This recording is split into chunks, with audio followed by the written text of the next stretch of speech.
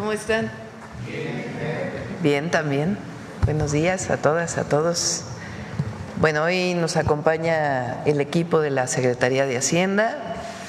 Está Edgar Amador, secretario de Hacienda y Crédito Público. Siéntense, por favor. Está la maestra María del Carmen Bonilla Rodríguez, subsecretaria de Hacienda y Crédito Público. Berta Gómez, la licenciada Berta Gómez, subsecretaria de Egresos de la Secretaría de Hacienda, y Rodrigo Mariscal, titular de la Unidad de Planeación Económica de la Secretaría de Hacienda. El secretario de Hacienda nos va a presentar las líneas generales del paquete económico que presentaron el lunes en la tarde, noche ya, al Congreso de la Unión y que ayer presentaron en una conferencia de prensa. Hoy nos va a dar las líneas generales para que ustedes puedan conocer, quienes nos ven a distancia y ustedes, para que puedan liberarse todas las dudas que pueda haber respecto a este presupuesto, ingresos, egresos que se presentaron para el 2026. Presenta el secretario de Hacienda y ya si hay alguna duda, pues nos ayudan a contestar todo el equipo. Adelante, Edgar. Con su permiso. Muy buenos días a todos, a todas. Gracias por acompañarnos. Efectivamente, vamos a presentar las líneas generales, los rubros más importantes del paquete económico para el 2026, los rubros de gasto, los rubros de ingreso, y las consideraciones y el marco en el que se lleva a cabo el diseño y la planeación para el siguiente año. Si podemos ir a la presentación. A ver, se presentó, por supuesto, el lunes en tiempo y forma. Es un presupuesto histórico con un monto histórico en gasto, en inversión social, ¿no? Los programas del bienestar alcanzan un monto de 987,000 millones de pesos, representan un poco más del 2.5% del Producto Interno Bruto. Es una muestra de que este presupuesto humanista, la estrategia de las administraciones de la cuarta transformación funcionan en términos de lograr el objetivo más importante de esta administración. Por el bien de todos, primero los pobres. Hay una reducción de 13.4 millones de personas que han salido del umbral de pobreza, y esta estrategia es la que vamos a seguir profundizando durante el presupuesto del 2026. A nivel agregado, el nivel de gasto es de 10.1 billones de pesos. Vamos a la presentación. Empezamos por el entorno económico que vive la economía nacional. Ponemos aquí tres de las variables más importantes, de las más palpables para la gente.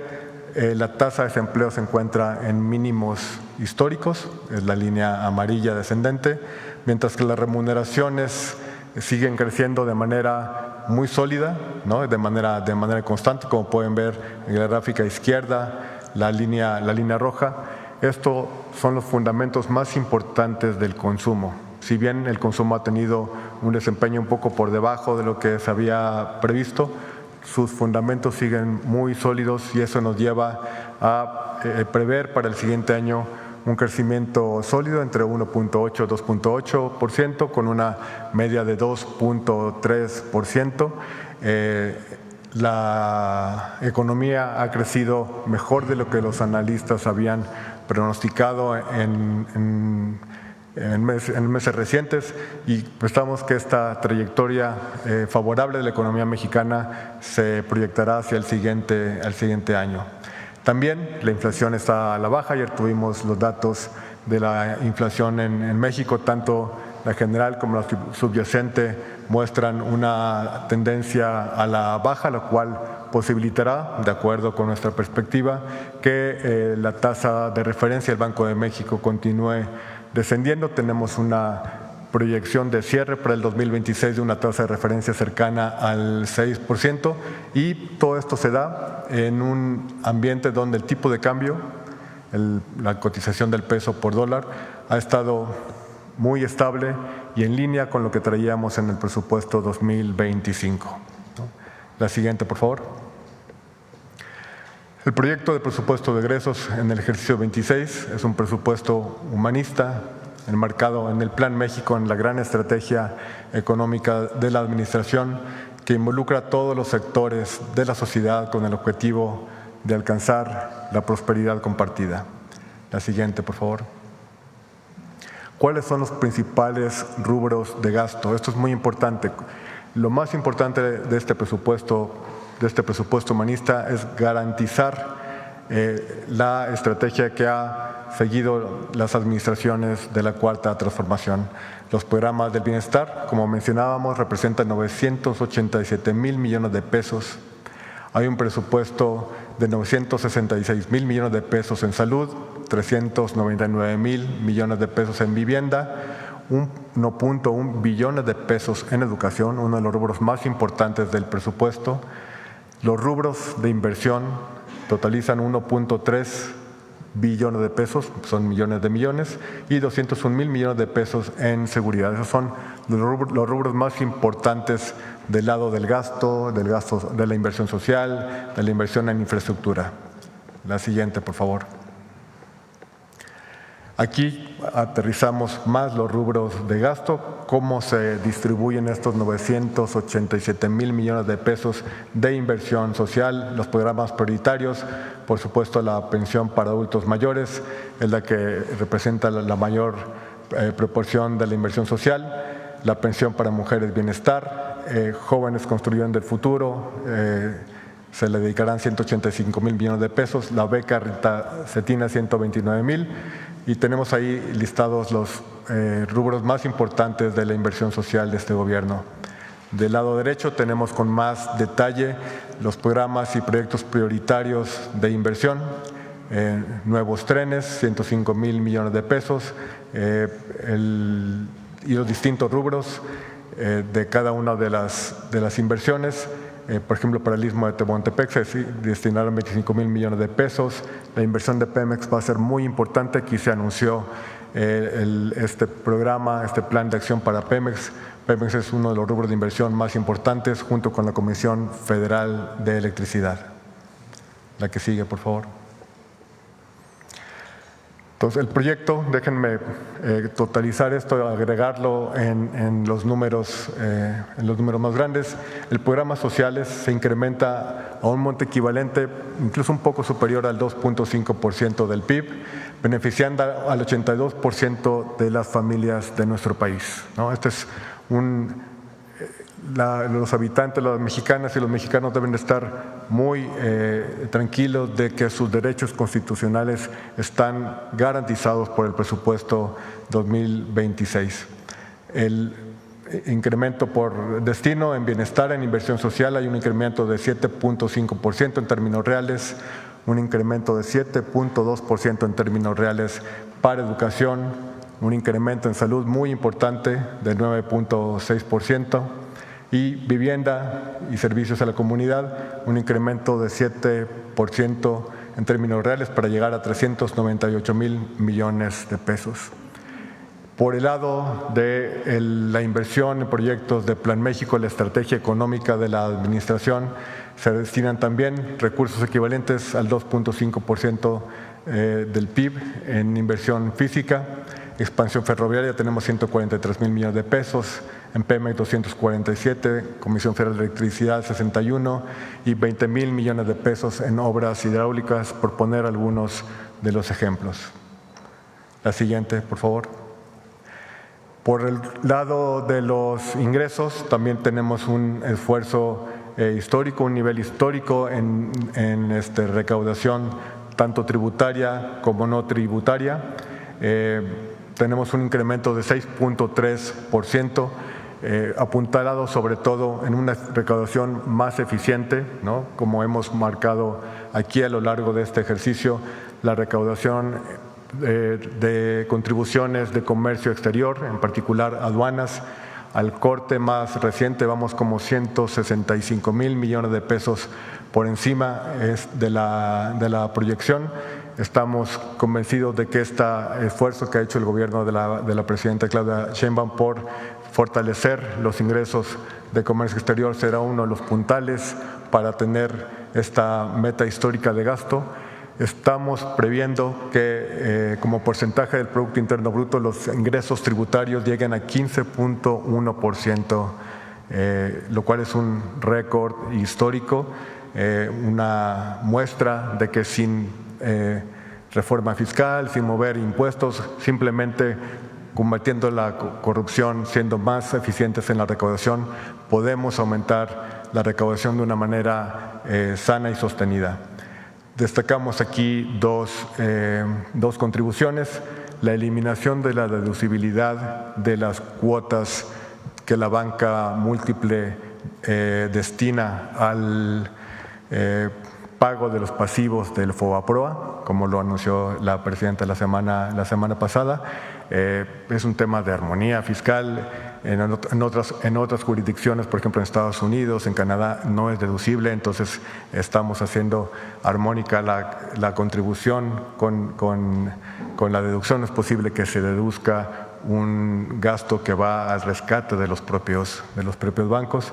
Y las contribuciones a bebidas azucaradas y otros bienes que buscan financiar el gasto de salud, como lo hemos mencionado, tiene una lógica no recaudatoria. Lo que buscamos es inscribirnos dentro de ayudar a la política de salud de la administración. La siguiente, por favor.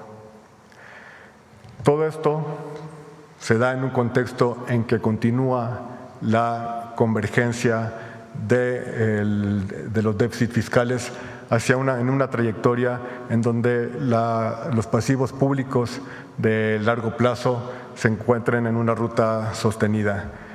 Coincidentemente, el día de la presentación de nuestro paquete económico, una de las calificadoras más importantes confirmó la nota del crédito público, la nota de la deuda soberana de México, y al mismo tiempo, de manera coincidente, otra de las calificadoras más importantes aumentó por primera vez en 11 años la nota crediticia de Petróleos Mexicanos.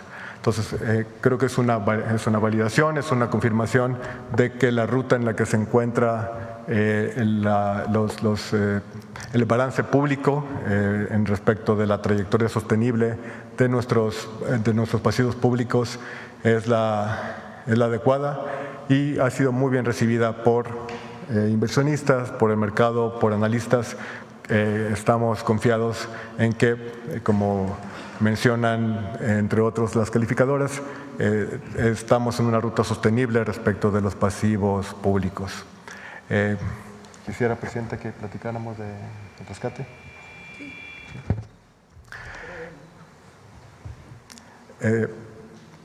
¿Cuál es uno de los factores detrás de esta gradualidad en la convergencia fiscal? El rescate de Pemex. Hemos estado aquí en varias ocasiones en esta conferencia acompañando a la presidenta junto con los equipos de la Secretaría de Energía, con Petróleos Mexicanos. Una de las principales presiones en el presupuesto que hemos enfrentado en el año 25 y en el 26 es el rescate de Pemex. La siguiente, por favor. Es el pago de la deuda de Pemex. El pago de la deuda de Pemex.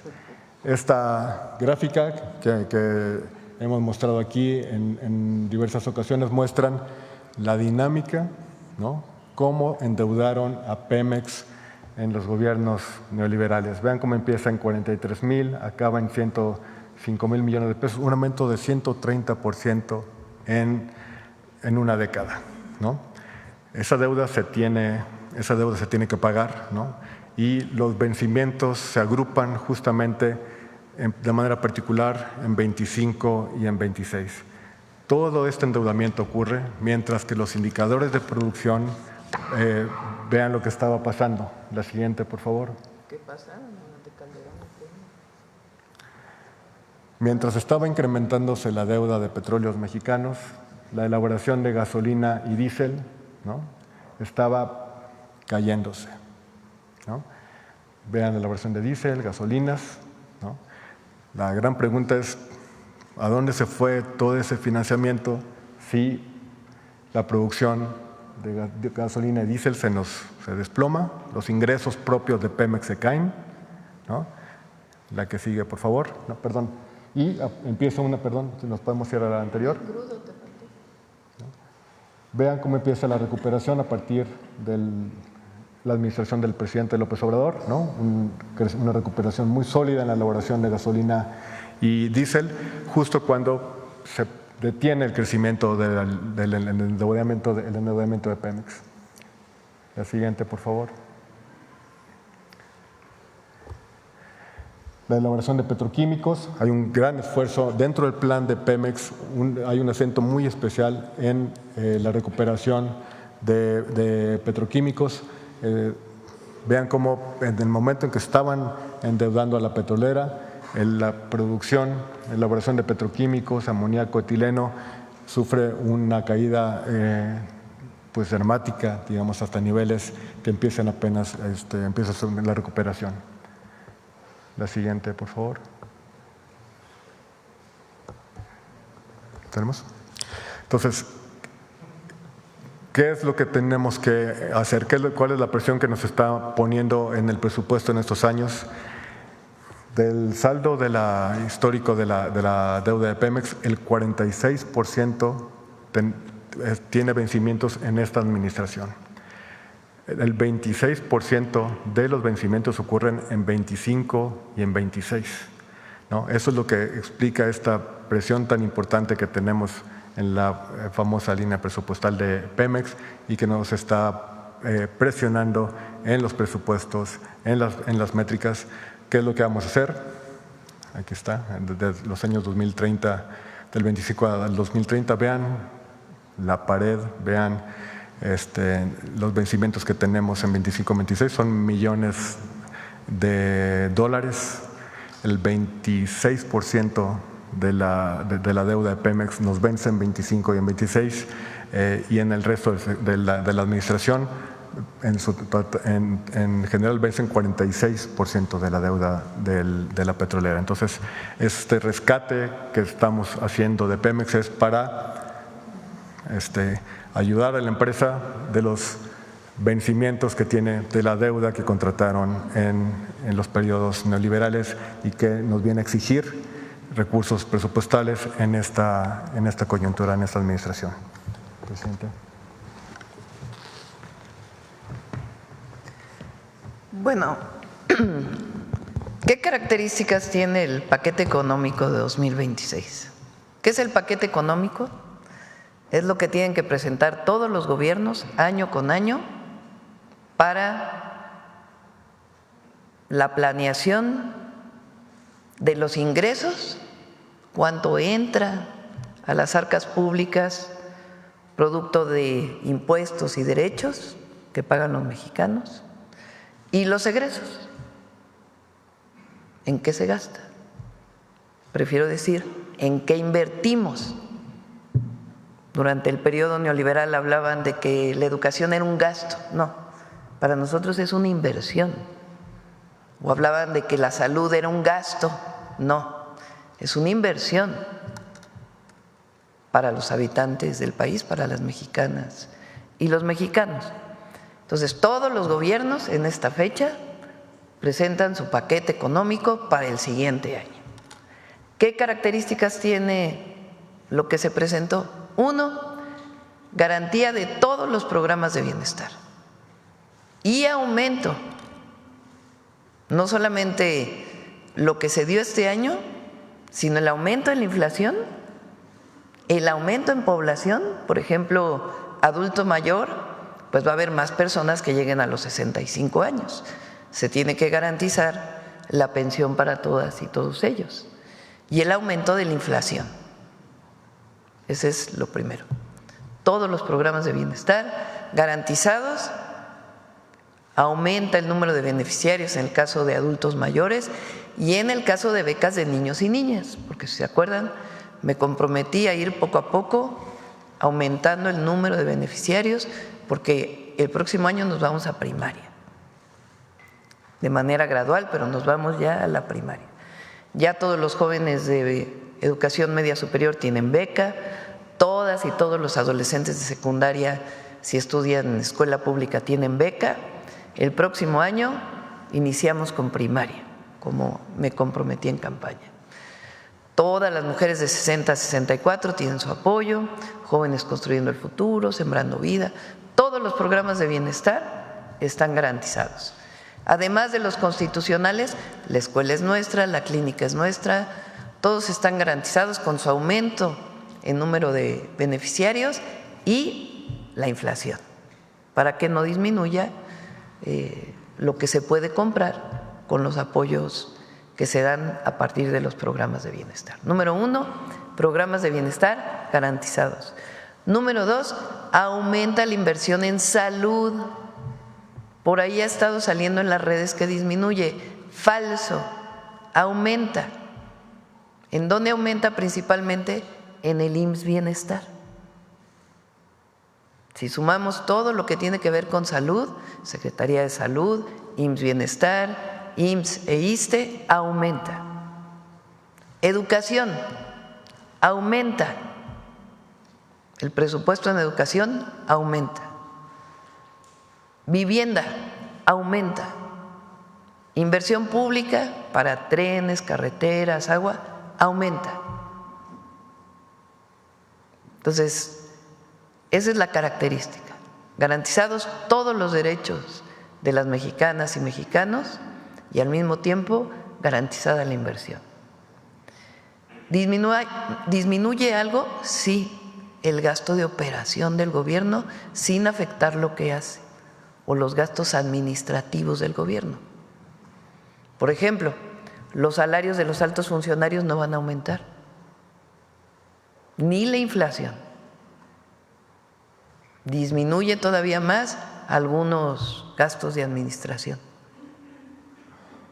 Eso sí disminuye. Es decir, la austeridad republicana es aquella que disminuye el costo del gobierno a la sociedad. En el periodo neoliberal disminuían educación, salud, porque los consideraban gasto, no inversiones. Ahora no, todo eso está garantizado y aumenta. Seguridad, que también andan diciendo que disminuye. No, lo que pasa es que ahora sale toda la Guardia Nacional en la Secretaría de la Defensa. Entonces, si sumamos Guardia Nacional, Secretaría de Seguridad y Protección Ciudadana, aumenta. Obviamente Marina y Defensa. Entonces, está garantizada toda la inversión. ¿Qué aumenta en los ingresos? Bueno, va a aumentar el ingreso por aduanas. Uno, porque estamos cambiando la ley de aduanas y todavía cualquier resquicio de corrupción vamos a erradicarlo con esta ley. Que no haya salidas legales para poder justificar la corrupción. 2, tomamos la decisión de fortalecer el Plan México que presenté el año pasado. ¿Qué es el Plan México? Que se produzca más en México, que dejemos de importar lo que se puede producir aquí. Entonces, por eso aumentan aranceles en el marco de la Organización Mundial de Comercio a todos los países con los que no tenemos tratado. ¿Cuál es el objetivo? Fortalecer la producción nacional. ¿Eso va a incrementar los ingresos? Probablemente en una parte, pero no lo hacemos por eso, lo hacemos porque nos interesa que la industria textil se recupere por completo, que la de zapatos se recupere por completo, incluso que los efectos que ha podido tener la industria automotriz producto de los aranceles que puso Estados Unidos, pues se produzca más en México y se importen menos vehículos. Entonces, de ahí hay más ingresos. ¿Qué más? Pues aumentar la capacidad recaudatoria a partir de seguir combatiendo la evasión fiscal. ¿Cómo? Se ponen muchos candados a las factureras. Todavía sigue habiendo facturas falsas. Entonces hay empresas que ya no se pueden crear y desaparecer el mismo día. Eso ya es ilegal, por ejemplo. Entonces es seguir combatiendo la corrupción para aumentar los ingresos, fortalecer el Plan México. En el caso de refrescos, ojalá no recaudemos nada por refrescos. ¿Por qué? Porque lo que queremos es que se deje de consumir tanto refresco. Es un peso. Entonces, en vez de consumir 30 latas de refresco al mes, una al día, pues es 29. De ese tamaño es el cambio. Por lo menos una lata que se deje de consumir al mes. Sí, que se deje de consumir una lata al mes. Si tomamos un refresco diario. O sea, no es tampoco, pero no queremos que se incremente la recaudación, queremos que se deje de tomar tanto refresco. Porque como puse ayer, 88% de las y los mexicanos sabemos que tomar bebidas azucaradas hace daño a la salud. Entonces eso tiene que ver más bien con salud, no tiene que ver con un asunto de ingresos al erario. Eso es. Ahora, ¿qué otro componente tiene? Seguir rescatando Pemex. ¿Por qué tenemos que seguir rescatando Pemex? Por esa terrible deuda que adquirieron Calderón y Peña. Increíble. El próximo año Pemex tendría que pagar solito 250,000 millones de pesos de vencimientos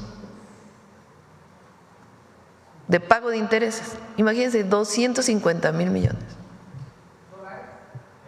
de pesos, 250,000 millones de pesos.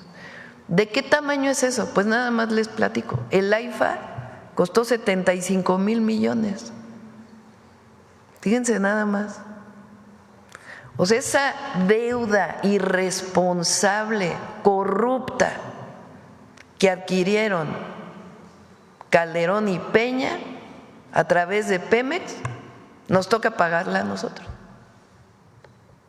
en esta administración.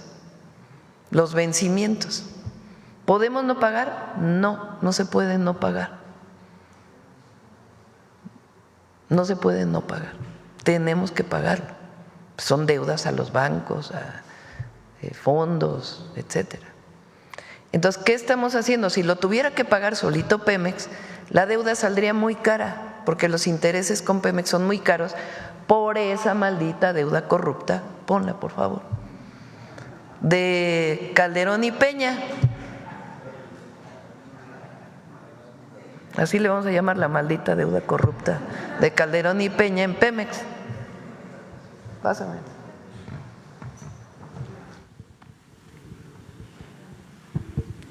Fíjense, Calderón y Peña, los dos decían, ay, las finanzas del gobierno están muy bien, así como dicen los financieros, ¿no?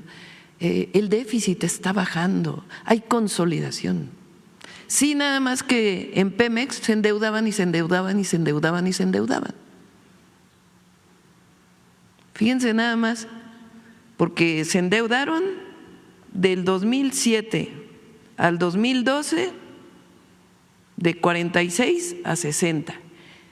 Pero en la época de Lozoya, de Peña, se aumentó de 60 a 105, 40,000 millones de dólares.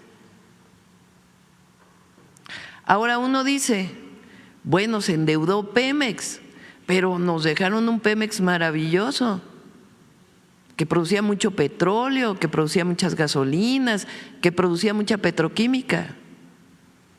40,000 millones de dólares en deuda, y miren los resultados. A ver, ahora sí ponme tus gráficas. La otra, la de crudo, ¿no tienes? ¿La de petróleo? ¿No la trajiste? Bueno, a ver si la encuentras por ahí. Bueno, fíjense, 2012 a 2018 pasamos de producir 718,000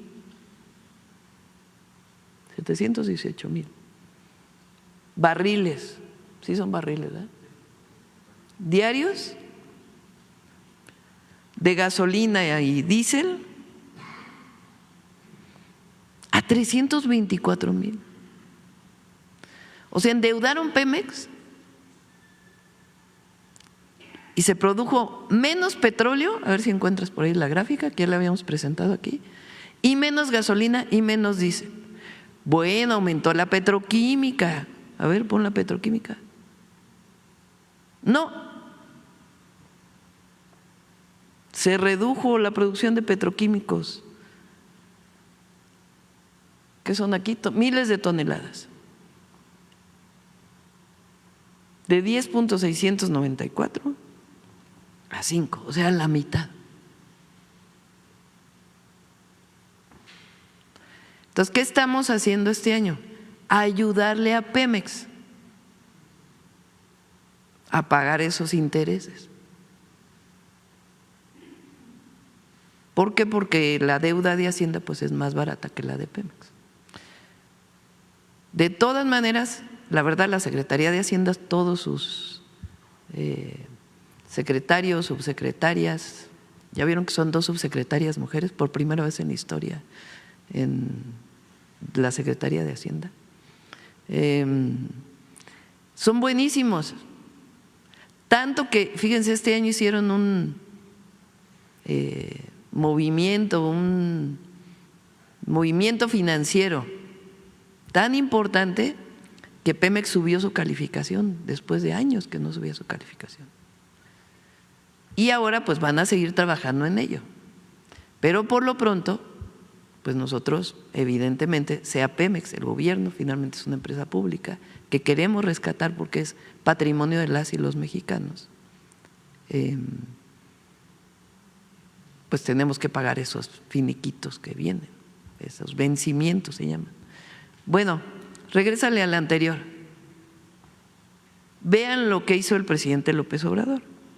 Comenzó a aumentar, aquí no está Deer Park, aquí no está la refinería Deer Park, solamente son las refinerías que están en el país. Del 18 al 24 aumenta y este año vamos a acabar todavía más arriba, porque los primeros meses todavía la refinería Olmeca todavía no estaba a toda su producción.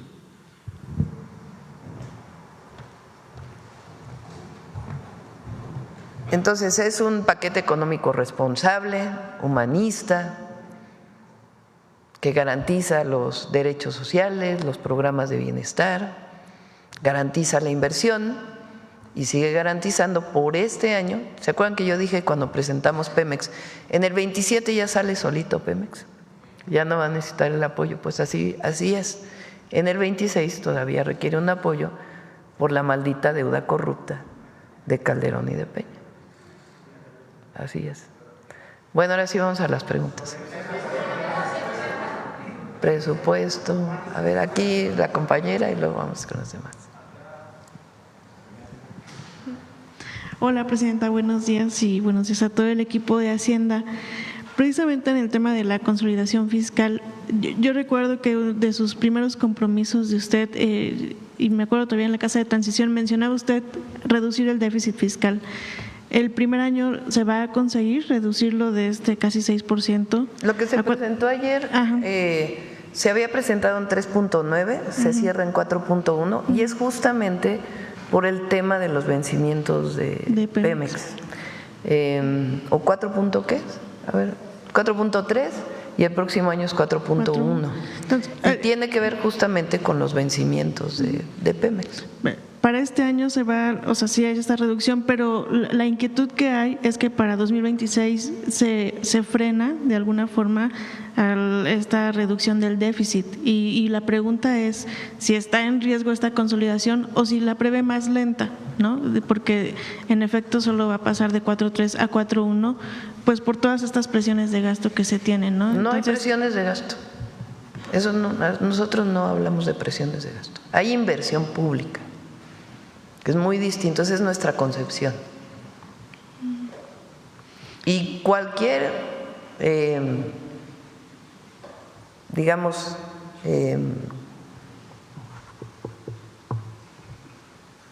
efecto que pueda tener una consolidación, como le dicen, más acelerada. ¿Por qué no puede ser más acelerada? Por los vencimientos de Pemex. Se aceleraría por la maldita deuda corrupta de Calderón y Peña. Esa es la razón. Y nosotros muy responsablemente estamos disminuyendo todavía más el gasto administrativo del gobierno, mayor austeridad republicana, para poder apoyar a Pemex a que salga en el 2026, para que en el 2027, como dijimos, ya eso está calculado, fue lo que se presentó.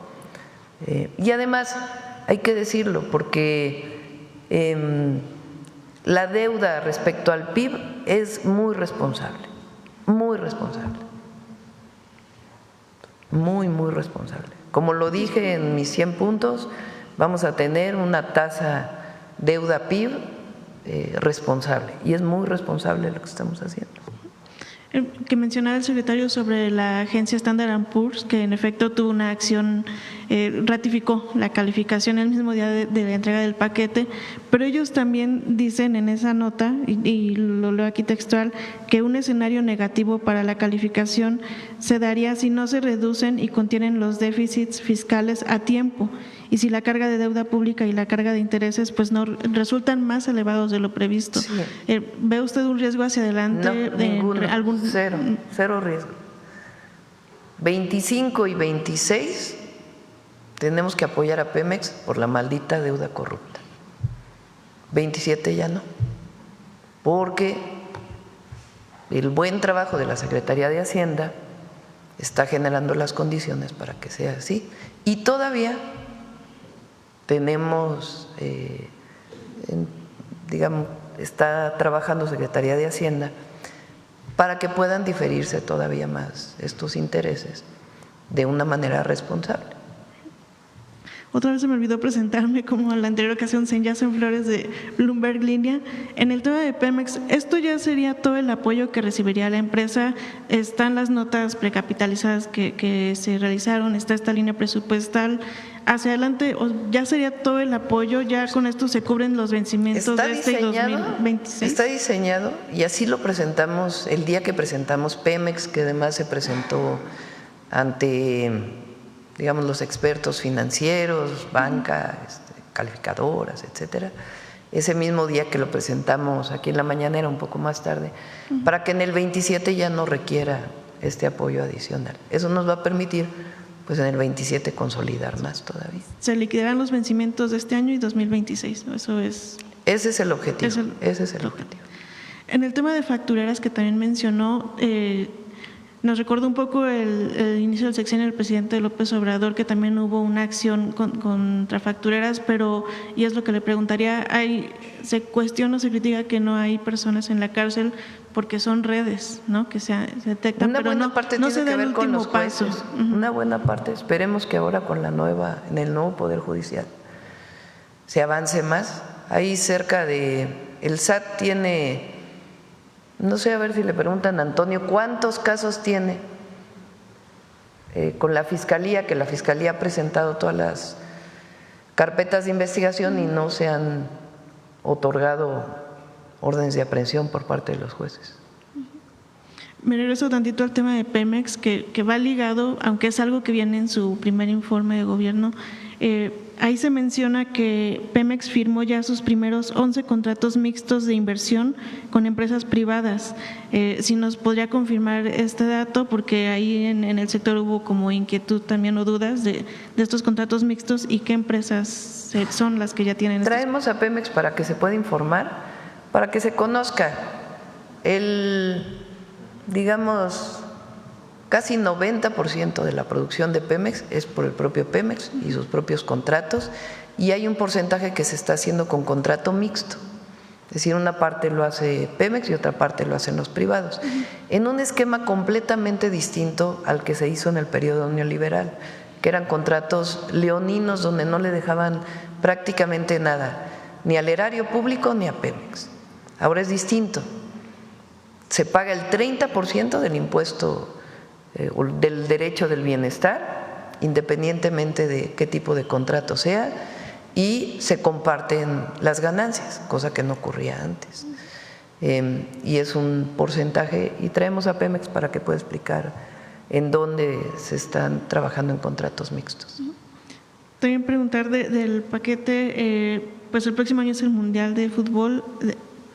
¿Cuánto nos va a aportar el Mundial en términos de crecimiento económico? ¿Si está incorporado algún efecto de esto en el rango? No se incorporó como tal, no quisimos, digamos, ser excesivamente optimistas.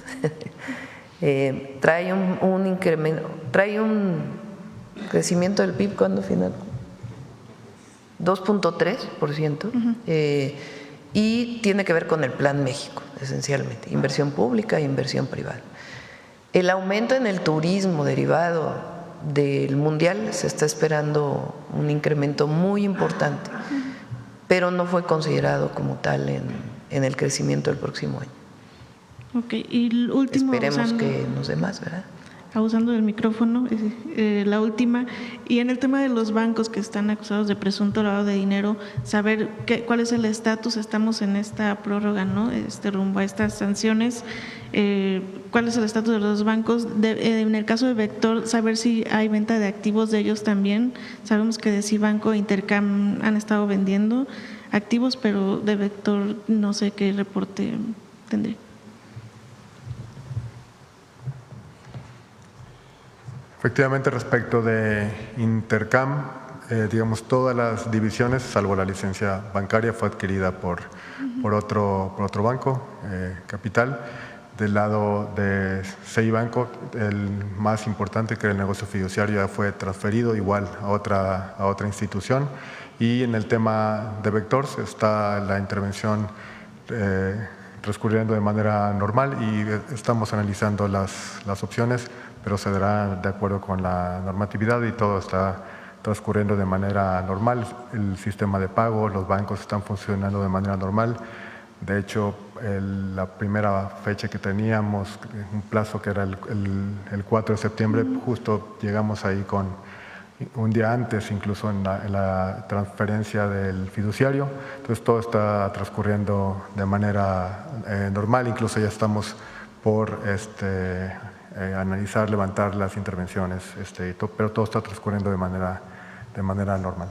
Y permítame la palabra coloquial, pero preguntarle si de Intercam y Cibanco pues ya están en calidad de cascarones, dado que se están vendiendo sus activos. ¿Qué va a quedar de estos dos bancos? El proceso del IPAB, el proceso de intervención, corre en una traza muy clara.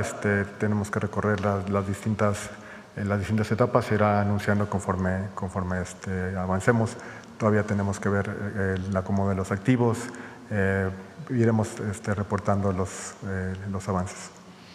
Ok, y la última, la presidenta, que se me quedó aquí atorado del tema de paquete, y con eso ahora sí termino, es en el tema de reforma fiscal, que menciona usted que hay todavía oportunidad, ¿no? Para recaudar. Pero también ayer, pues en la opinión pública vi comentarios, y así lo mencionan, al haber estos cambios en miscelánea fiscal, ajustes al código fiscal, dicen no tiene dinero el gobierno, y esto hace latente una reforma fiscal de profundidad. ¿Qué respondería usted a pues estas expresiones, ¿no? Que son falsas. Sí hay recursos. Tan hay recursos que se está presentando un presupuesto muy responsable. Si no se pudo consolidar más rápido el déficit fue por la maldita deuda corrupta, no por otra cosa. Otra cosa importante que no dije en los ingresos es el tema de que ya no van a poder deducir los bancos el pago a Fobapro o al IPAB. Muy bien. Gracias, presidenta. Sí. A ver, ¿quién más para ti? A ver, aquí el Universal para ti. Presidenta, en el Salvador Corona del Universal, en el proyecto de egresos mencionaban que estos nuevos impuestos van para el Fondo de Salud.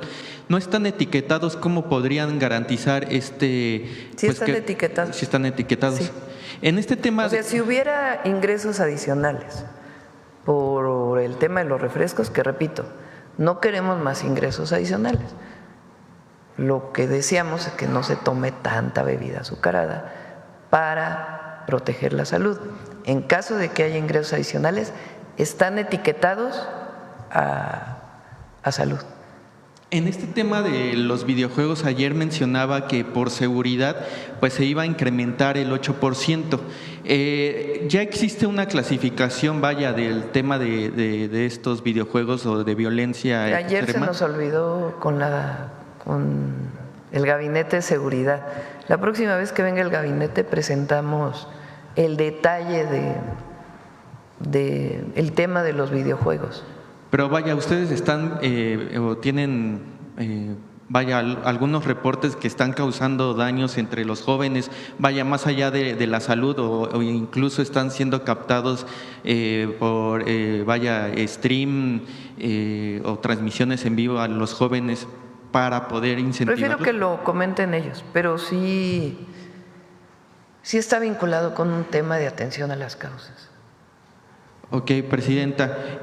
También quisiera preguntarle al secretario de Hacienda si el Departamento de Estados Unidos le entregó pruebas para que sustentan la acusación a estos 3 bancos y a la casa de bolsa. No, ninguna. ¿No?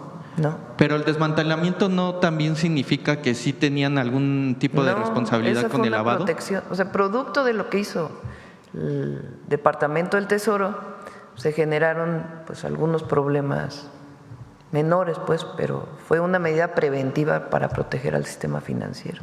Adelante. Efectivamente, como menciona la presidenta, no hay pruebas fehacientes. Actuamos de manera preventiva para proteger a los ahorradores, para proteger al sistema de pagos, que no hubiera un contagio. Estas instituciones que son pequeñas no representan ni el 1% de los activos del sistema, pero siempre en el sistema financiero hay que cuidar el riesgo de contagio. Entonces, la intervención oportuna fue justamente para detener ese riesgo, lo cual ha transcurrido de manera normal. Prácticamente estamos por concluir, pero no ha habido pruebas fehacientes de esta conducta. Pero en palabras coloquiales, ¿a qué se refiere a contagio? ¿A que sí tenían indicios de que pudieran? No, el contagio financiero es cuando, por ejemplo, tiene problemas un banco y por rumores, por eso se llama contagio, Okay. De repente los ahorradores de otras instituciones que están muy sólidas piensan que le puede pasar lo mismo que al otro banco. Entonces, la autoridad lo que hace es intervenir de manera más oportuna posible al banco emproblemado para que no se haya nerviosismo entre los ahorradores. Eso fue lo que logramos al intervenir el mismo día de las órdenes del Departamento de Estado. Logramos que no hubiera nerviosismo entre los ahorradores. Quítale la palabra contagio, pon nerviosismo de ahorradores. Ok, secretario, y en revisión que hicieron, ¿están en el ojo del huracán otras instituciones o casas de bolsas que pudieran, tener problemas? No. Las órdenes fueron limitadas a estas instituciones. De nuevo, son jugadores de menor talla dentro del sistema bancario. El sistema bancario mexicano era y sigue siendo uno de los mejor capitalizados del mundo. El índice de capitalización quiere decir el capital que tienen los bancos para respaldar sus pasivos es de 19%.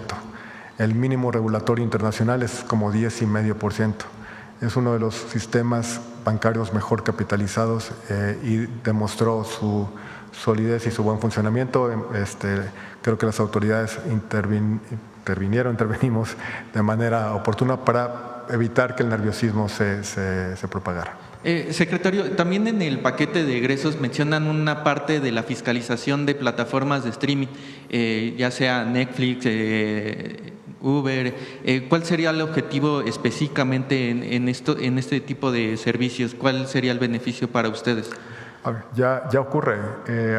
El incremento en recaudación por parte de algunas plataformas de países con los que no hay tratado comercial, por ejemplo, nos ha permitido incrementar la recaudación vía estas plataformas en alrededor de 20,000 millones de pesos en este año, ¿no? Entonces, es algo que ya ocurre, es un procedimiento estándar, muy protocolizado entre el comercio electrónico.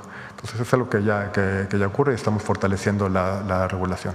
¿Y ahí mismo tendrían la misma recaudación de 20,000 millones?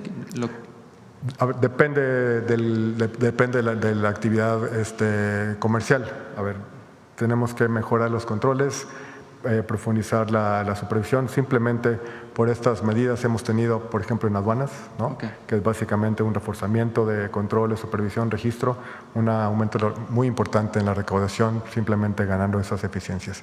Pero eso que mencionas ya ocurre, es un proceso que es estándar en la vigilancia fiscal de las plataformas electrónicas. Perdón, y nada más insistirle en el tema de los videojuegos. Usted tiene el tema en las manos. Allí, ¿cómo podrían recaudar o cómo se podría clasificar estos videojuegos, o sería exclusivamente para las plataformas que ofrecen estos videojuegos? Porque incluso hay como una incertidumbre ahora, pues es un nicho totalmente nuevo, ¿no? Entonces… No es un tema, de nuevo, no es un tema recaudatorio. Es un tema más bien del gabinete de seguridad, que tiene como mencionaba la presidenta, forma parte de la atención a las causas. En términos recaudatorios no hay una expectativa importante de recaudación, es un tema más de seguridad, ¿no? Del gabinete de seguridad. Ok, y finalmente el tema para la presidenta, en el tema de seguridad, no es casualidad, presidenta, que el día de ayer pues falleció un marino presuntamente ligado con el tema de Huachicol en una prueba de tiro. ¿Cuál es el reporte que le dan? Me parece, la verdad, con todo respeto a claro. ti, al medio que representas, la manera en que lo preguntas no me parece correcta, ni para la víctima, ni por lo que ocurrió. ¿No le parece que es una casualidad? Hay que hacer una investigación. Hasta ahora parece que fue un accidente, pero hay que hacer una investigación. Entonces, por respeto a la víctima y a la situación, entonces ya informará el Gabinete de Seguridad. Presidenta, pero son dos casos lamentables y es lamentable para todas las familias. El primer caso fue un suicidio tan lamentable que ayer mencionó el fiscal que ni siquiera estaba vinculado con las investigaciones. Salió en un medio su nombre y esta persona decide quitarse la vida. Obviamente tiene que hacerse la investigación. Lo que pasó ayer hasta ahora parece un accidente, pero entró la Fiscalía General de la República a hacer la investigación. Ya en estos dos casos. Ya no te voy a contestar. Bueno, gracias, presidenta. Sí. Por cierto, a ver, nada más para que… y no te voy a contestar por respeto a las víctimas y a la investigación. Ya contesté, pero insistir en un tema tan lamentable y sentido me parece que no es correcto. Bueno, les voy a decir otra cosa. No estamos aumentando IVA como Calderón. No estamos aumentando el ISR, que es lo que realmente afectaría a la gente, como Peña.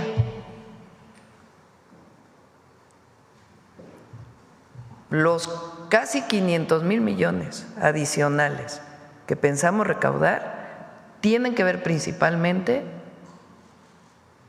con seguir erradicando la corrupción ahí donde todavía hay espacio.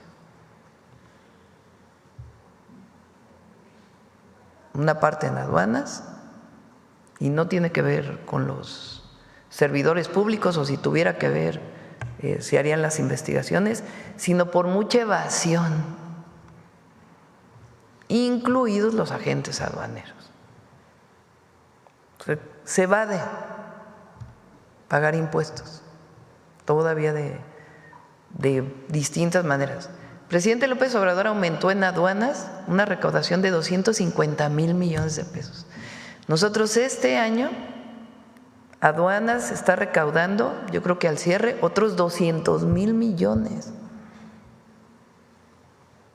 Y queremos recaudar como 200,000 millones adicionales con el cambio en la ley de aduanas, de lo que se esté evadiendo, de quien importa y no paga los impuestos que debe pagar. Y factureras, y esencialmente.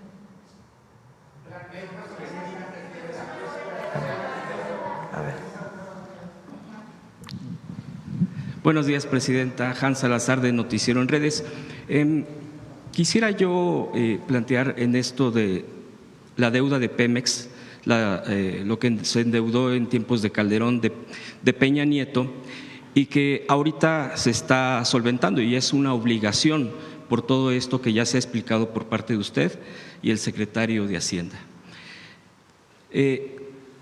La oposición dice es un barril sin fondo, se está tirando el dinero, cuando ellos fueron los que gobernaban en su momento y generaron toda esta cantidad de miles de millones de dólares.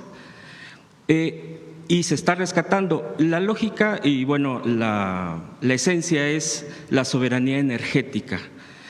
¿Cómo plantearlo también para la gente y que no se vaya con una narrativa nada más de que se está desperdiciando el dinero? De acuerdo. Ese punto. Bueno, primero queremos garantizar 1.8 millones de barriles diarios de producción de petróleo. Queremos seguir aumentando la producción de gasolina y de diésel para que no se importe. ¿Cómo lo vamos a hacer? Todavía hay una inversión muy importante en la refinería de Salina Cruz, en una coquizadora. Eso nos va a ayudar bastante. Y el próximo año se hace una inversión muy importante en la refinería Deer Park, que está en Texas, para garantizar su producción. ¿En qué nos ayuda eso? Pues en no depender del exterior, estar importando e importando. Pemex tiene además un programa para disminuir, de mediano plazo, las importaciones de gas natural, que importamos mucho gas natural. Está trabajando en ello. Todos los países del mundo buscan garantizar su producción energética con recursos propios. Hay países que no tienen petróleo, no tienen otras fuentes de energía y que lo importan y garantizan sus importaciones. Ahora, ¿qué pasa, por ejemplo, con la contaminación, con el cambio climático? Para que no nos digan que no nos interesa eso, si toda la vida trabajamos en eso. O sea, la idea es que lo que consumimos ahí se estabilice y todo el crecimiento sea con fuentes renovables de energía y poco a poco ir sustituyendo petróleo y otras hidrocarburos que provocan su quema, impactos al medio ambiente. Pero nosotros tenemos que garantizar por soberanía de nuestro país la producción nacional.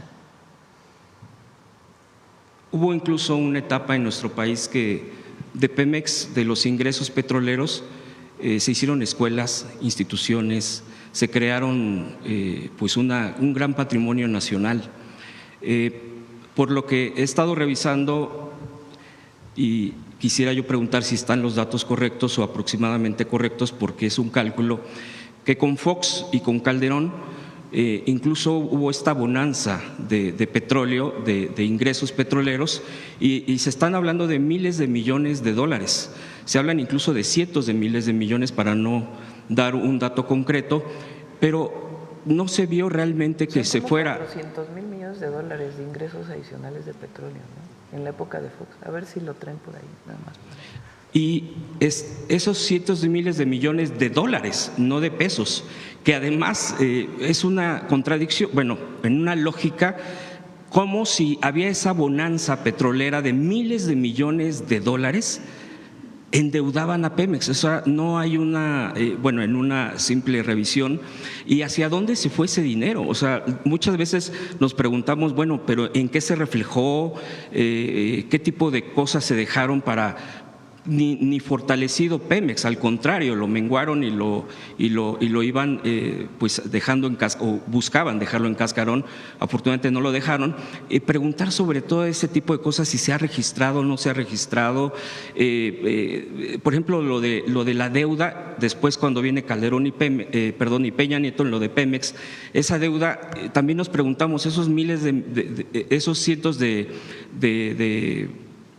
millones de dólares o decenas de millones de dólares, ¿en qué se gastaron? En proveedores, sí, pero si no aumentó la producción, entonces realmente hubo una fuga de corrupción brutal. Entonces, digo, sería la conclusión de uno. Y también aprovechar esto del huachicol fiscal, que es lo que ahorita está mucho por todo esto que se ha estado planteando aquí. Yo también estaba revisando en estos datos el huachicol fiscal y revisaba que con Peña Nieto se había dado incluso un boom de este famoso huachicol fiscal con Peña Nieto por la reforma energética, porque se empezó a importar precisamente combustibles por causa de esto, y empezó a haber este desvío fiscal, este no pago de impuestos. Ese tipo de cosas se tienen registradas, Presidenta, y si se tiene alguna proyección precisamente en la parte de las aduanas, de proyección solamente del combate a la corrupción de esto, y que si ahí se está reflejando precisamente en sus números del aumento en los ingresos que se prevén para el próximo año. Durante el periodo de Fox, cuando termina Zedillo, se producían en México alrededor de 2.1 millones de barriles diarios, 2 millones de barriles diarios de petróleo. La mayoría se exportaba, como la mitad entraba a las refinerías para producir gasolinas, diésel, combustóleo. En México hay 6 refinerías, ahora hay 7 con la Olmeca y 8 con la de Deer Park, que se compró completa en Texas. Bueno, en la época de Fox aumentaron la producción de petróleo de 2.1 millones de barriles diarios a 3.4 millones de barriles diarios. En 2004 es la mayor producción de petróleo de la historia de México. Imagínense un barril, ahora imagínense 1 millón de barriles.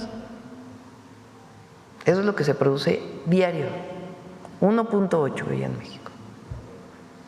Bueno, con Zedillo eran 2.1 más o menos, si mal no me equivoco. Ahora imagínense que diario, o sea, diario aumentaron 1.3 millones adicionales, 1 millón más de barriles diarios. ¿Cómo le hicieron? Bueno, en México había un yacimiento de petróleo único en el mundo, que es Cantarell. Para explotar el petróleo, pues se hace el pozo, y el propio gas que tienen los pozos que tienen petróleo y gas, la presión del gas hace que salga el petróleo. Cuando se empieza a acabar el gas, que por cierto lo quemaron todo en la atmósfera, pues ya no hay tanta presión para poder extraer el petróleo. ¿Qué hicieron? Una de las decisiones más irresponsables de la historia de la producción de petróleo en México. Inyectaron nitrógeno En vez de inyectar gas, que es, digamos, son primos hermanos, el petróleo y el gas, y entonces no tiene problema de contaminación, inyectaron un producto externo, nitrógeno. Inyectan el nitrógeno y sale más petróleo, nada más que contaminan el gas. El gas de Cantarell no se puede utilizar porque está contaminado con nitrógeno. Tendría que construirse una planta cara de descontaminación. Bueno, ¿qué objetivo tenía? Pasar de 2.1 a 3.4 millones de barriles diarios si no lo necesitábamos. Es petróleo, fue petróleo para Estados Unidos, porque lo pedía Estados Unidos. 1 millón de barriles adicionales diarios. Bueno, ¿saben cuánto costaba entonces el barril de petróleo? $120 el barril. Hoy está costando 60. O sea, el doble. Multiplíquenle ahí en su calculadora. 1 millón de barriles adicionales por $120 el barril.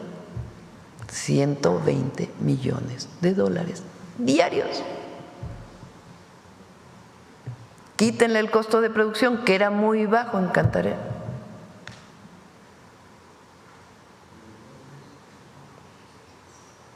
Ahora les pregunto a quienes nos escuchan ustedes, ¿qué obra de infraestructura fundamental recuerdan del periodo de Fox?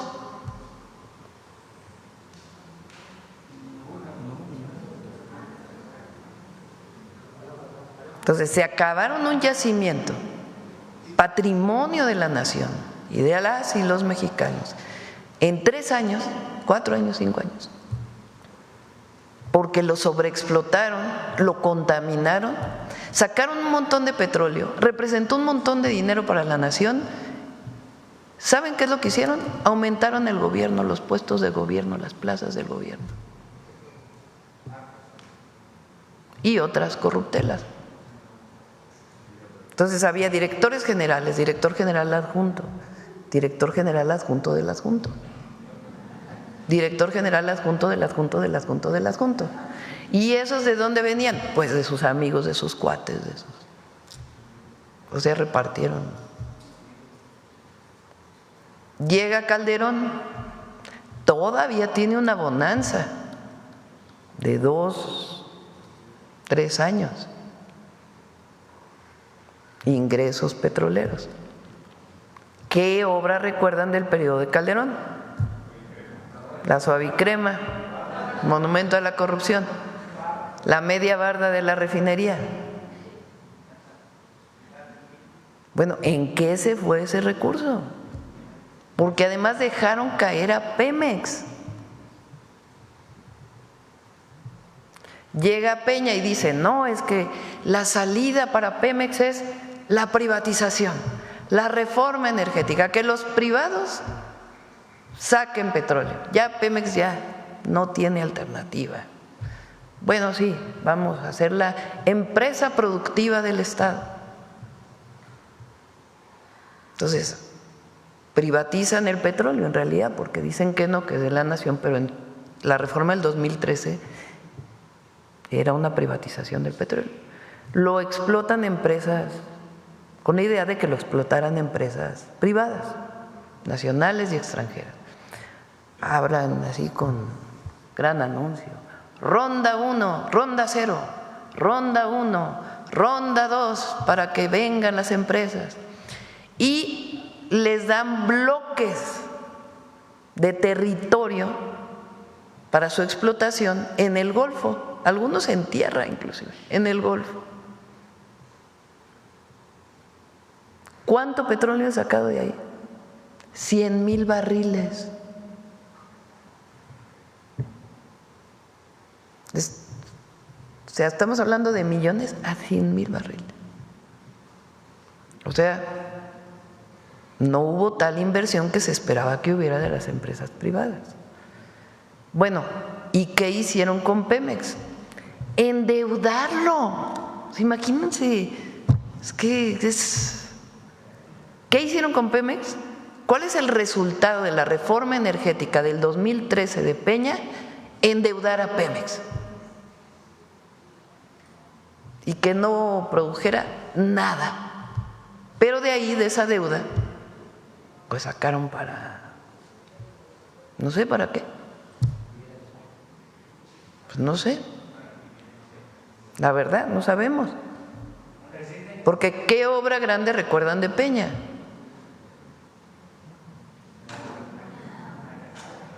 El Insurgente, que todavía lo estamos acabando, que no pudo avanzar prácticamente nada.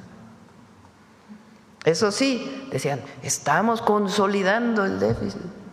Sí, nomás que a costa de endeudar a Pemex y de un montón de dinero que les dio el Banco de México, por cierto, montones. Entonces, ¿qué tenemos que hacer? De manera responsable, como lo inició el presidente López Obrador y a nosotros nos toca consolidarlo y fortalecerlo, pues garantizar la viabilidad de Pemex de largo plazo. Y hay años pues en que lamentablemente tenemos que pagar los intereses de la maldita deuda corrupta de Calderón y Peña. Esa es la triste historia Presidenta, de nadie cándido, como diría. Sí. y hablando de cínicos, Calderón, sale un video Buenísimo. ayer. Esa sí, nos la regaló. Sí. A ver, ponlo. Adelante, Javier. Sí, que salió ayer, bueno, ahí está el video, si quiere para verlo, porque dijo, en las narices del embajador estadounidense, fue a decir a Washington, se hizo la reforma judicial, o sea, como diciendo, ¿por qué no intervino Estados Unidos? Échale. Could the U.S. have done more to save democracy in Mexico? You say the Americans? Yeah. I don't know. I don't want to say what the Americans could do. But what is clearly is that this demolition process happened, I don't know if the expression is correct, but just under the noses of the American ambassador. And I'm talking about this, not talking about this administration, the previous administration. I don't know, because that ambassador just didn't realize what exactly was happening, or he just ignored that, which is terrible. But let me be honest on this. I believe that since maybe 1 decade or more, we know that the foreign policy of the United States is much less concentrated in the protection and defense, the universal values as democracy of human rights, and more oriented towards the American interest, which is, I believe, is logic. Ya bastante. Sí le agarraron la onda. Pon la primera parte otra vez.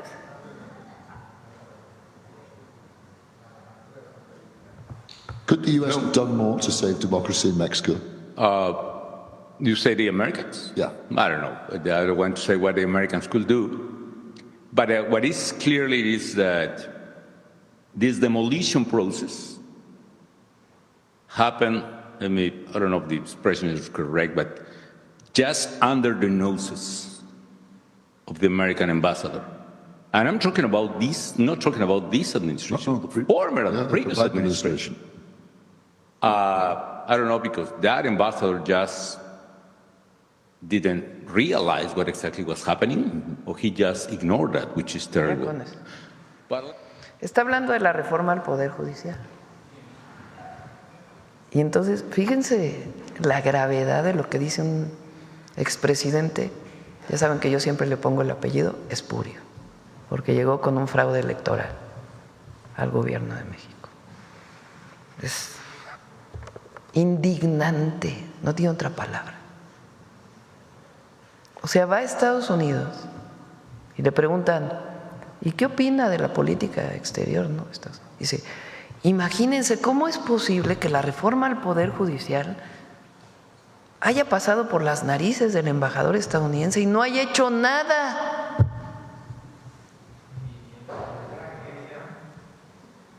¿Cuál es el peor momento de la historia de un embajador estadounidense interviniendo en México?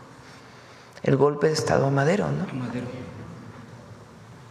Donde el embajador Wilson es el orquestador de ese golpe de Estado. Después viene un cambio en el gobierno de Estados Unidos y cambia la política. Pero Calderón, expresidente espurio de México, va a Estados Unidos a decirles que el embajador de Estados Unidos debería de haber intervenido en México para que no pasara la reforma al Poder Judicial. O sea, aparte de espurio, ¿cómo le ponemos? Entreguista, traidor a la patria. vendepatrias. Traidor a la patria. Gracias, presidenta. A ver. Gracias, presidenta. Celsin Juárez, de noticiasdefrente.com. Presidenta, preguntarle a usted y al secretario de Hacienda sobre lo que este paquete económico contempla y que ya nos adelantaba la semana pasada, donde por primera vez también se va a obligar a los bancos a pagar por el rescate del llamado FOBAPROA, donde no podrán deducir impuestos. ¿Qué significa para México, para todas y todos los mexicanos, que después de 30 años pues haya tomado esta medida? ¿Y cuánto dinero se estaría recaudando, presidenta? Fíjense, hay 1.500 carpetas de investigación contra factureras. Prácticamente por los jueces no se había podido obtener. Espero con el nuevo Poder Judicial una sola orden de aprehensión. Bueno, perdóname, me distraje. Es sobre el… sobre… ¿Por qué no lo explicas tú?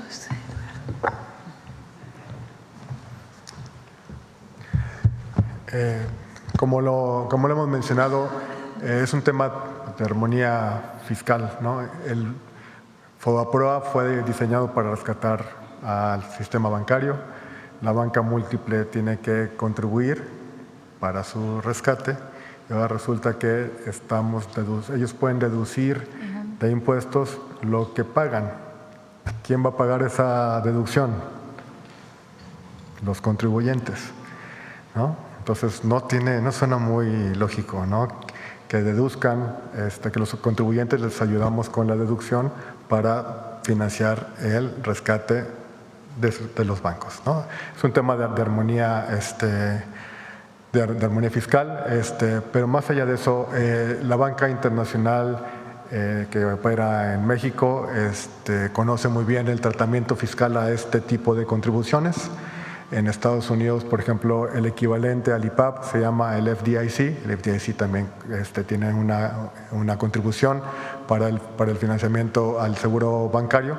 Esa cuota no es deducible en los Estados Unidos, no es deducible en Canadá, no es deducible en la mayoría de las jurisdicciones. Entonces, para los bancos no debería de ser algo raro que las contribuciones al seguro bancario, como el IPAP, y en este caso que la contribución al financiamiento de los pasivos del FOBAPROA no sea deducible, es el estándar incluso internacional.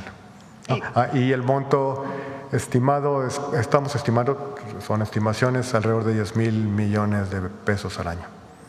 Muchas gracias. Presidenta, ayer también el ex candidato a la… Más para que tengan… O sea, la mayor parte del IPAP, del FOBAPROA, lo paga los mexicanos y las mexicanas.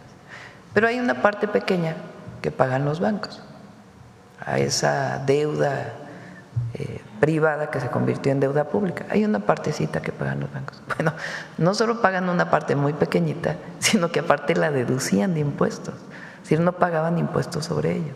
Entonces ahora lo que se dice pues es paguen los impuestos correspondientes a ello. Para que tengan una idea, de 10,000 millones de pesos, un hospital de alrededor de 250 camas cuesta como 2,000 millones de pesos. O sea, estamos hablando de 5 hospitales de 250 camas. Muchas gracias, presidenta. También ayer el ex candidato a la presidencia y senador Ricardo Anaya salió a criticar este paquete económico porque dice que hay un crecimiento en la deuda.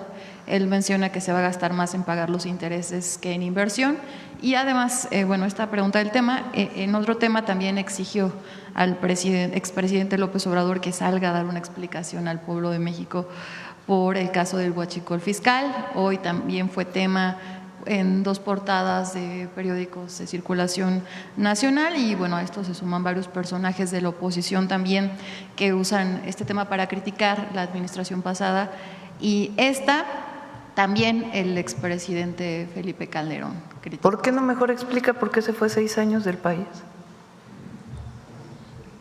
Y regresó solamente con fuero. ¿Por qué no explica él eso? Es un presupuesto muy responsable y con una reducción del gasto administrativo, digamos, muy fuerte. Estamos asumiendo esta reducción para garantizar todo lo que necesitan las mexicanas y los mexicanos y los estados de la República, porque todas las entidades se ve aumentado su presupuesto de lo que aporta el gobierno federal. O sea, es muy responsable. El único tema relacionado con que no podemos consolidar más en este año, el famoso déficit que le llaman, pues es por la maldita, ¿cómo dije ya? La maldita deuda corrupta, que tenemos que pagar los intereses. Eso lo debería de explicar él, ¿no? Sí, sé que no se lleva muy bien con Calderón, pero bueno, son del PAN los dos, ¿no? Entonces, a ver, ¿por qué no explica los fraudes que él hizo que todavía no acaban de… ¿Por qué regresó a México como pluri, con fuero, y se fue 6 años?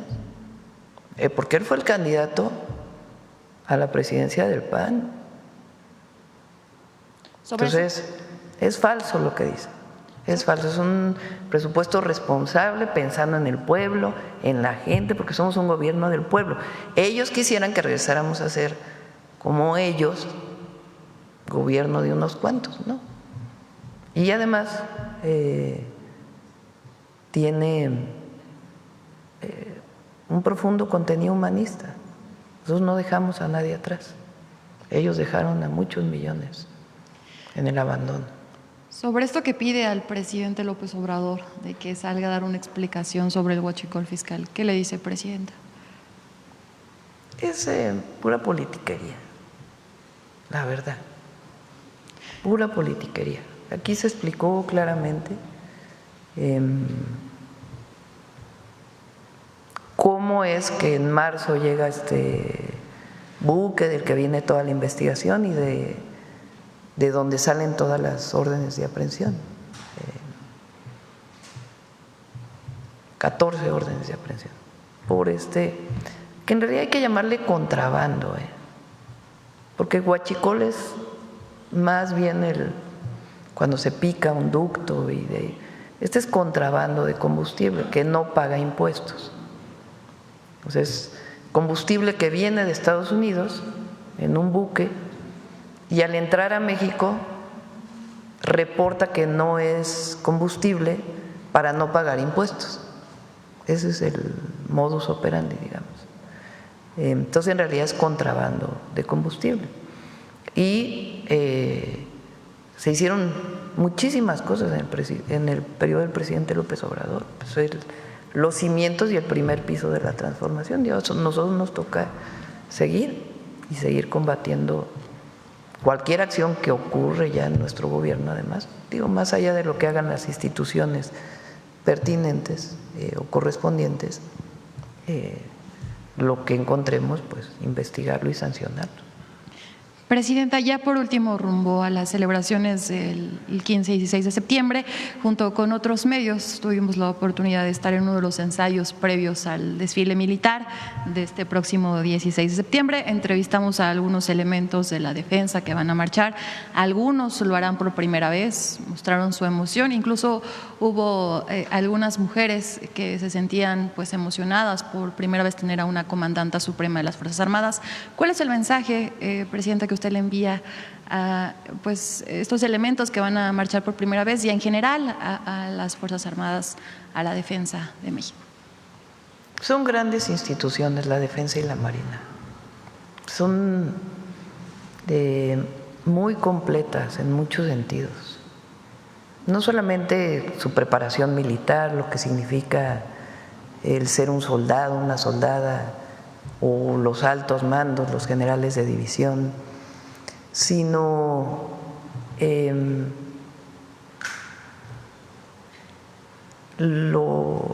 lo completos que son como ciudadanos.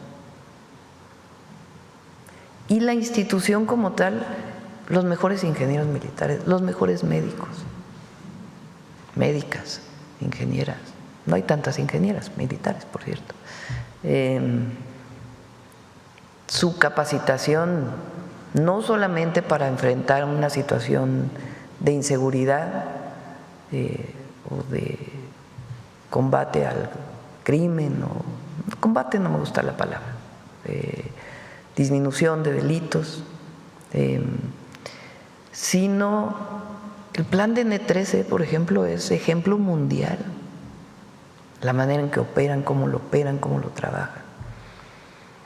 Pero además, imagínense, o sea, la decisión que toma un joven a los 18 años de decidir entrar a la Marina, a la Guardia Nacional o al Ejército o a la Fuerza Aérea. ¿Qué tienes en mente cuando? Patriotismo, generosidad, porque estar dispuesto a dar tu vida para defender a la patria y a los demás tiene una visión de generosidad que corresponde al pueblo de México. Entonces, mi admiración, mi respeto, todo a las Fuerzas Armadas y en particular a las y a los jóvenes cadetes y a los que acaban de egresar del Colegio Militar y de la Marina Armada de México. Muchas gracias, presidenta. A ver, vamos aquí, luego vamos allá, que hace mucho que no preguntas. Sí. Así, aquí y luego acá. Entonces, vamos ya porque ya son 9:07. Gracias, presidenta. Este 10 de septiembre es el Día de la Prevención del Suicidio. De acuerdo al Consejo Ciudadano para la Seguridad y Justicia, 9 de cada 10 intentos de suicidio ocurren en casa y entre los principales detonantes está la desesperanza, problemas de pareja y conflictos familiares. En México, Locatel tiene la línea de prevención de suicidio, que es un servicio de apoyo emocional. Asimismo, usted, presidenta, anunció que se tiene contemplado que profesionales de la salud mental visiten las escuelas del país para revisar a los niños. ¿Qué llamado hace usted para fortalecer la prevención del suicidio desde el entorno familiar? Bueno, primero mucho apoyo de los padres y madres frente a una situación que pueda vivir cualquier persona de cualquier edad, de la familia. Nosotros mejoramos la línea de la salud, que ya venía de antes, pero mejoramos la línea de la salud para el tema de adicciones. Después podemos invitar a Leti Ramírez, que es quien lleva todo este programa, para informar todo lo que hemos avanzado. Y pensamos que esa línea de la salud también puede ayudar para problemas de salud mental, que también es uno de los temas que hay que atender en nuestro país. Y es muy triste el suicidio, es una decisión individual muy triste porque está asociado a depresión, a desesperación, y siempre tiene que haber una alternativa de vida. Entonces, sí vamos a fortalecer la línea de la salud en este caso. El próximo año empezamos con eso. Gracias. Bueno, no dije mi nombre, Gloria Carpio, de Diario Imagen. El INVAL lanzó un comunicado anunciando el cierre temporal de sus recintos culturales, ya que trabajadores sindicales piden que la entrega de ropa de trabajo se realice a través de tarjetas electrónicas para su adquisición directa, por los trabajadores en lugar de la entrega física de las prendas. Sin embargo, el INVAL ha comunicado que no puede cumplir con esta petición, ya que la normatividad vigente solo permite la entrega de ropa de trabajo en físico. ¿Qué opina al respecto? ¿Qué llamado hace de que esos recintos culturales tan importantes estén cerrados? Además, de enero a junio hubo un aumento de turismo tanto nacional como extranjero que visitaron museos. Pues tiene que haber un diálogo.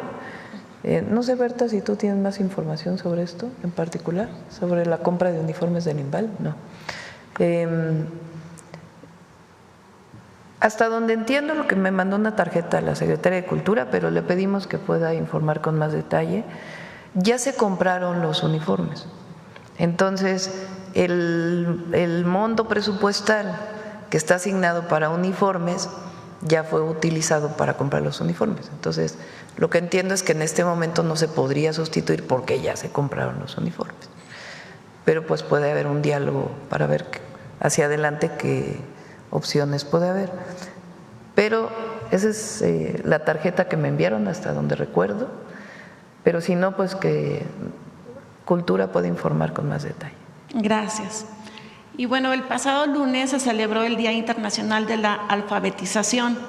En palabras del secretario de Educación, Mario Delgado, dijo que en el 2026 México será recordado no solo por el Mundial, sino por el fin del analfabetismo en México, ya que se tiene como meta el próximo año levantar la bandera blanca al declararse libre de analfabetismo. ¿Qué opina, Presidenta? Sí, Armando Contreras está a cargo del INEA, está haciendo muy buen trabajo y tienen un programa para avanzar todavía más, junto con los estados, los municipios, en la disminución del analfabetismo. Vamos a pedirle que venga para que pueda informarles del programa. Muchas gracias. Sí, a ver acá y luego allá para que no. Era el compañero, bueno, perdóname. Gracias.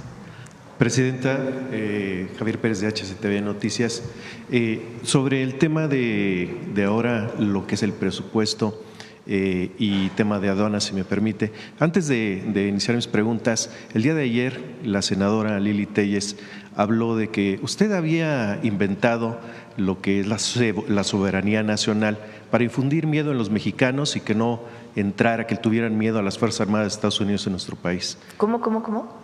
El día de ayer la senadora Lili Telles expresó que usted había inventado el tema de la soberanía energética, la que está en la Constitución desde 1917, y que usted lo había inventado, el tema de la soberanía del país, para infundir miedo en los mexicanos y que las Fuerzas Armadas, que le tuvieran miedo a las Fuerzas Armadas de Estados Unidos y no intervinieran en el tema de grupos organizados en nuestro país.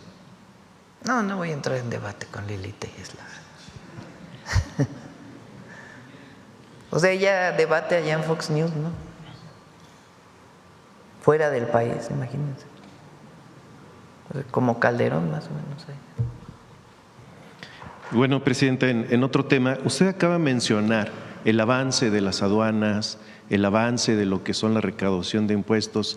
Sin embargo, desde sexenios anteriores, pues hay malos manejos al interior y yo creo que se han dado muchísimo cuenta, sobre todo usted ahora con el nuevo administrador de las aduanas, que han tenido récord de recaudación en lo que son el tema aduanal. Sin embargo, quisiera recordarle una historia de sexenios anteriores que viene desde atrás y que se recapitula en el 2020, que son pues prácticamente fideicomisos en este tema y en Fidemica, un fideicomiso que se extinguió precisamente en este año 2020, para capitalizar Infotec. ¿Qué era el objetivo de esto? Pues inyectar recursos a lo que es tecnología, a lo que es modernización de las aduanas, 650 millones de pesos en aquel entonces, que hasta ahora pues no sabe qué pasó con ese dinero. Presidenta, hay notas periodísticas, hay reseñas, incluso documentos, que hoy se podría estar aplicando lo mismo con recursos de FLACA para transferencia a este mismo fideicomiso Infotec a través de la Agencia de Transformación Digital. Voy a emitir el nombre o nombres de de personas. Cuento con documentos acerca de esta situación. El tema de las aduanas es un tema muy importante por el tema también de lo que es el desarrollo económico de nuestro país, la entrada, salida de mercancías.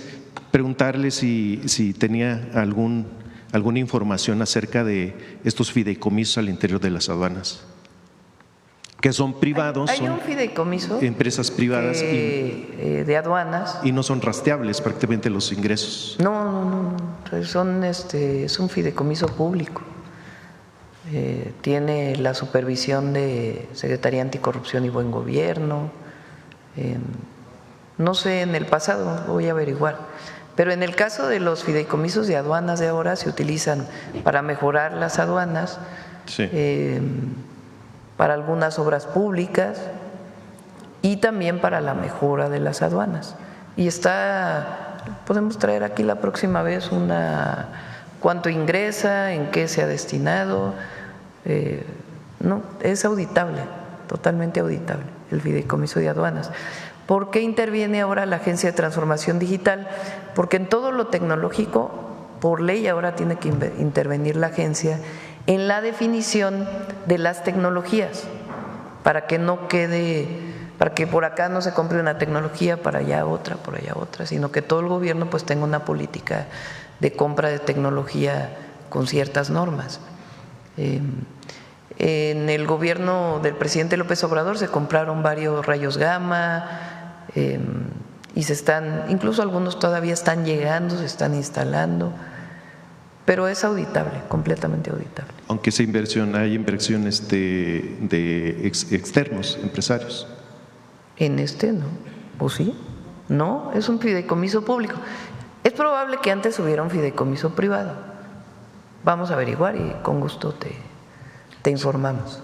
Sí, el día de ayer, presidente, en la Cámara de Diputados Federal, en rueda de prensa, la bancada de Morena PT del Congreso Local de Tamaulipas reveló existencia de contratos no firmados y pagos sin facturas por un monto de 343 millones de pesos otorgados por el gobierno de Cabeza de Vaca. A los hermanos, voy a emitir el apellido, es conocido ahí en Tamaulipas.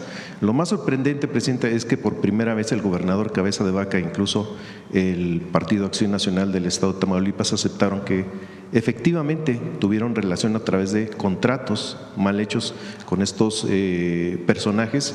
¿Qué opinión le merece hoy que hayan aceptado la relación o la malversación de recursos?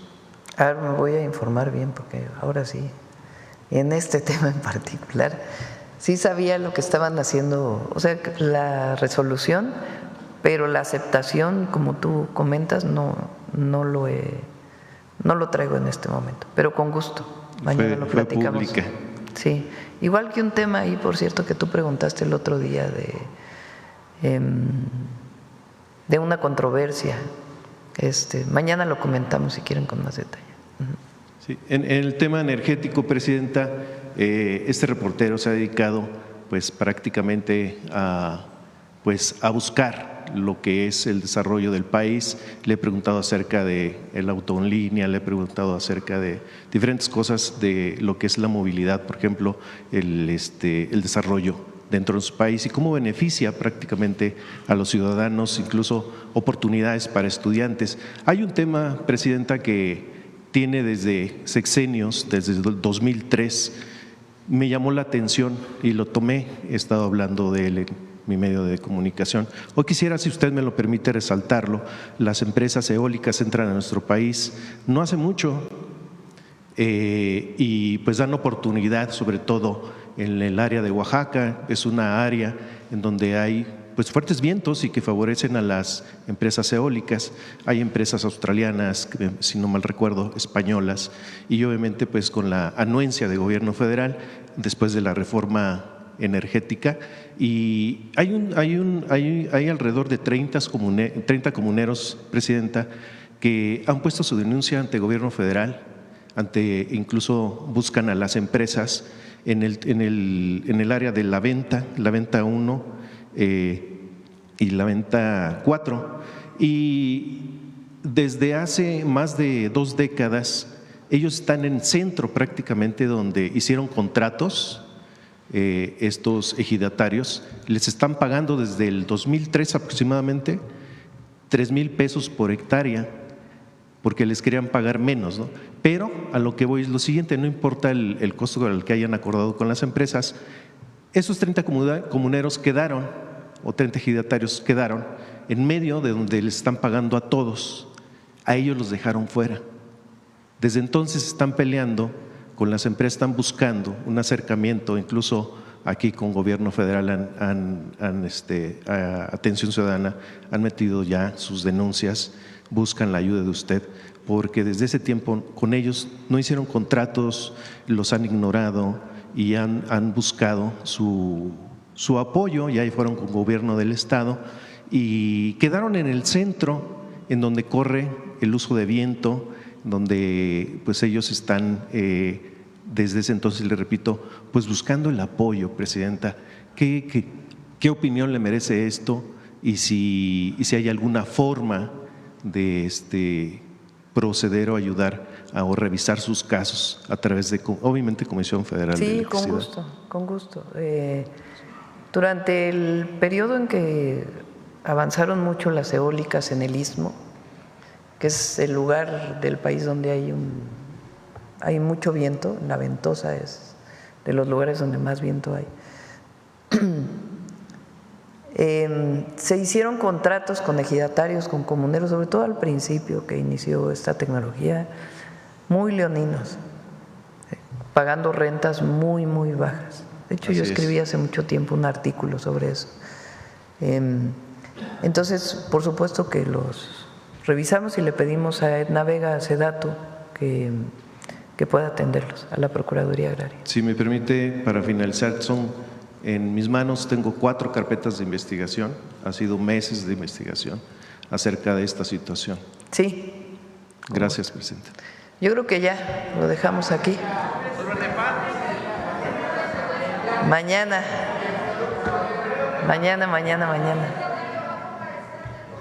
Sí, va el secretario cuando lo llamen todos. De hecho, viene lo que se llama la glosa del informe. Tienen que ir la mayoría de los secretarios.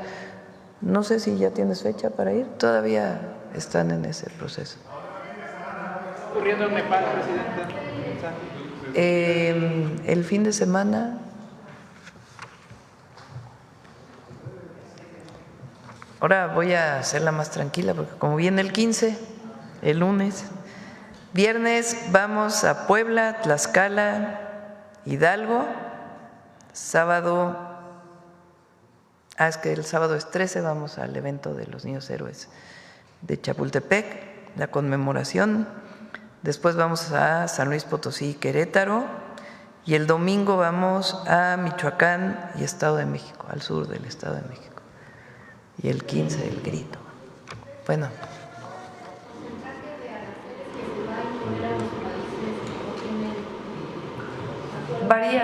Varía, dependiendo del tipo de producto. Adelante.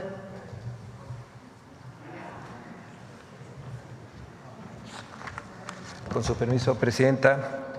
Buenos días a todas y todos. El único pacto que se evidenció esta semana fue el de algunos comentaristas y medios de información para divulgar falsedades contra la Marina, el Gobierno de México y la Estrategia Nacional de Seguridad que día a día muestra su eficacia. La Secretaría del Bienestar, encargada de entregar en 2025 más de 830,000 millones de pesos a través de los programas del bienestar, también ha sido blanco de mentiras. Veamos el detector de mentiras de esta semana.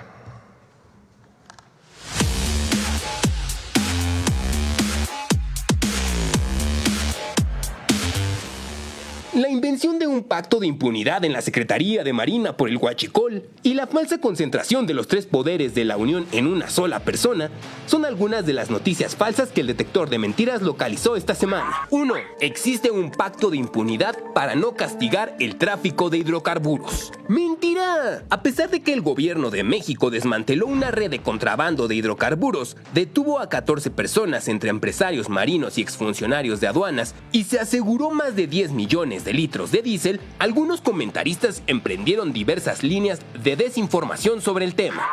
El expresidente López Obrador y el exsecretario de Marina protegieron la red de huachicol fiscal.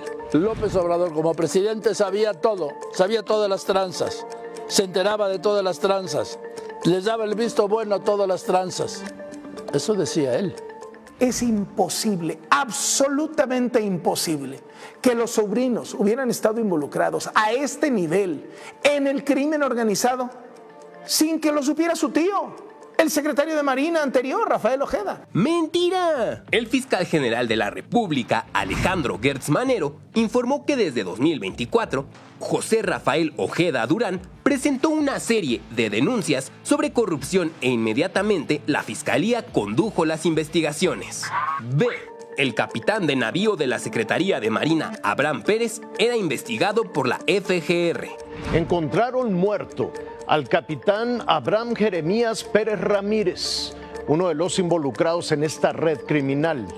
El capitán Pérez Ramírez fue señalado como el sujeto que hacía las entregas de dinero sucio a funcionarios de la Marina. ¡Mentira! En la mañanera del pueblo del 9 de septiembre, Alejandro Gertz Manero informó que Abraham Jeremías Pérez Ramírez, integrante de la Secretaría de Marina, fallecido el pasado 8 de septiembre, no estaba vinculado con ninguno de los casos que la Fiscalía está investigando. Es un asunto de otra naturaleza, aclaró el fiscal. Debo decirle que esa persona no estaba vinculada con ninguno de los casos que estamos llevando. 2. La Secretaría de Marina está obligando a todas sus unidades a comprar productos en tiendas del bienestar de manera mensual. ¡Mentira! El documento que circula en redes sociales con el que se asegura que la Secretaría de Marina supuestamente obliga a sus unidades a comprar de forma mensual productos en las tiendas del bienestar no es una orden de compra obligatoria. El documento solo plantea considerar su posible adquisición en las tiendas de alimentación para el bienestar del Gobierno de México. 3. La presidenta Claudia Sheinbaum concentra los 3 poderes de la Unión.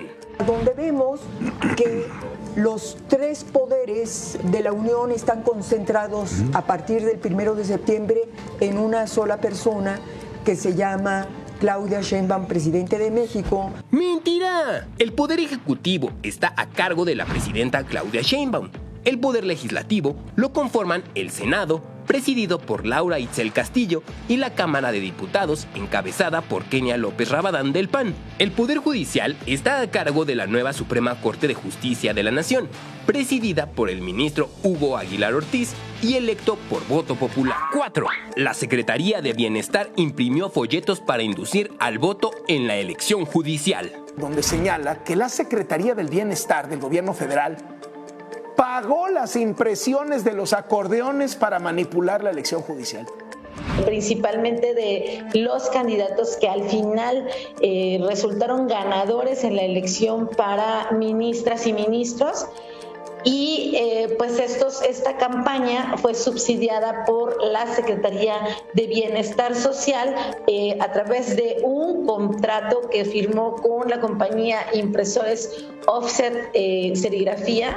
¡Mentira! En la mañanera del pueblo del 4 de septiembre, la presidenta Claudia Sheinbaum negó que la Secretaría del Bienestar haya impreso algo que haya tenido que ver con la elección al Poder Judicial. Aclaró que la dependencia solo publica periódicamente información sobre sus propios programas. Por su parte, el Tribunal Electoral del Poder Judicial de la Federación desestimó el argumento de que listas de votación sistematizadas se usaron para inducir el voto, concluyendo que la evidencia es insuficiente para anular la elección.